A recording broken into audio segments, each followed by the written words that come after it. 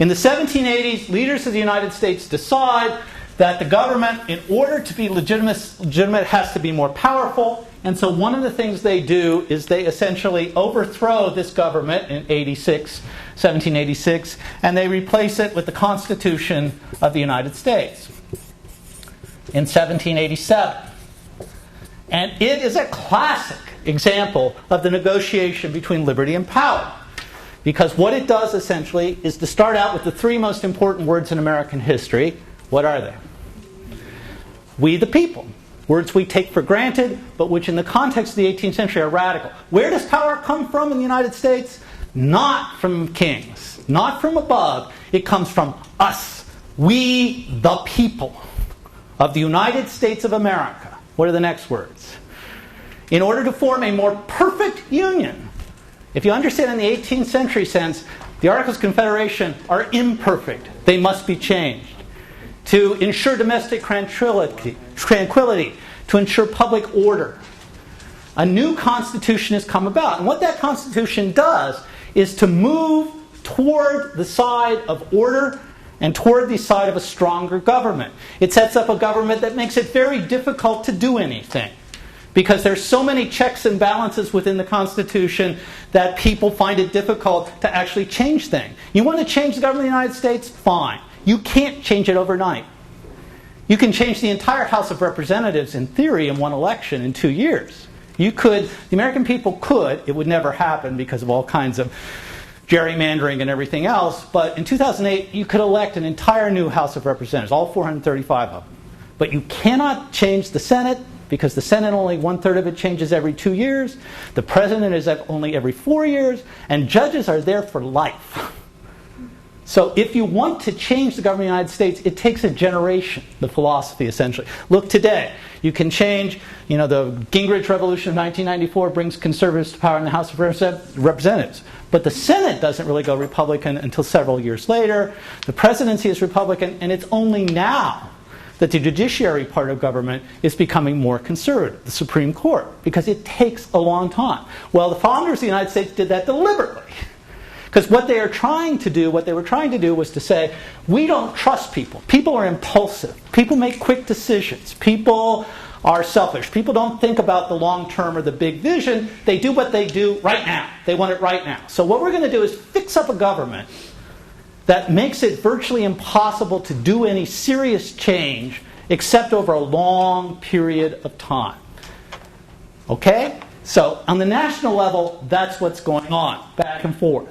And once the Constitution then is ratified and adopted in 1788 and goes into operation in 1789, George Washington is elected first President of the United States in 88 and takes over, politics in the United States for the next 200 years continues to be about, within the confines of the Constitution, negotiating back and forth about order and liberty. For example, some people strongly objected to the Constitution of the United States. They said, look, all this does is recreate the British Empire. It makes a strong president, president, king. Makes parliament, gives judges all these power. We don't like it. So in order to get the document ratified, the people who supported the Constitution had to say, okay, we'll give you specific languages that tells you what the government cannot do. And the government cannot do this. Congress shall make no law abridging freedom of speech, freedom of press, right, all that. If you look at the Bill of Rights of the United States, for example, it doesn't say you have the right to freedom of speech. It doesn't say you have the right to freedom of press. It says Congress, power, government shall make no law abridging your right to freedom of speech and freedom of press. So all of these things then occur in this context, including the settlement of the American West and the development of what we would call the state of Ohio.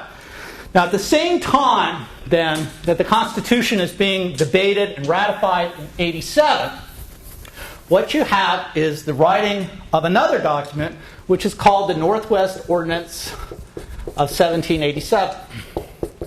Now, this Northwest Ordinance is a very, very boring document. It was a piece of legislation. The Constitution of the United States, which is written at the same time, they appointed a committee of style to rewrite it because they said, this government needs to have a beautiful language. It can't just be a piece of ordinary legislation, it must sound good. And so they spent a lot of time working on the language of the Constitution of the United States, not so much with the Ordinance of 1787. The Ordinance of 1787 is the charter document, or the basic document, that explains how the United States will expand across the continent. Now, this may seem like a pro forma thing to us today, but it was of enormous importance in 1787. Because was the United States going to be an empire like Great Britain? Was it going to conquer territory and then bring those territory in as colonies? Was it going to treat Kentucky and Ohio and Missouri in the same way that Great Britain had treated the colonies of Virginia and Massachusetts? Or would these places become parts of the Union? If they did become equal parts in the Union, which was a radical and revolutionary idea, imagine Great Britain deciding in 1700 that we're going to allow the people of Virginia to vote in the same way that we allow the people of London to vote. Or that we'll say the colonies in North America and our colonies in India, South Asia, are equal to the parts of Great Britain itself. Well, that didn't happen, would never have been imagined. By the end of the 18th century, however, because of this, it is imagined. People should be participants, people should be equal in one way or another. But the question is, how do you do that? How do you make that happen? Okay, you say you don't want an empire. You say you don't want to coerce people. You don't want to force them. But at the same time, you don't want them just running around selfishly doing whatever they want to do. So the Northwest Ordinance as a document tries to establish a process which says these are the fundamental principles of the American empire, and here is how you can become an equal member of the United States. What it does is to establish a form of government as part of the Northwest Territory, which is incredibly important to understand why Ohio's government functions the way it does. What the Northwest Ordinance does is to say you cannot become a state until you have 60,000 people. Now, the idea here was not just that you should have a certain number of people in order to become a state, but that this would take time. And so the territory, and they avoided the word colony, didn't want to say colony, so they say territory.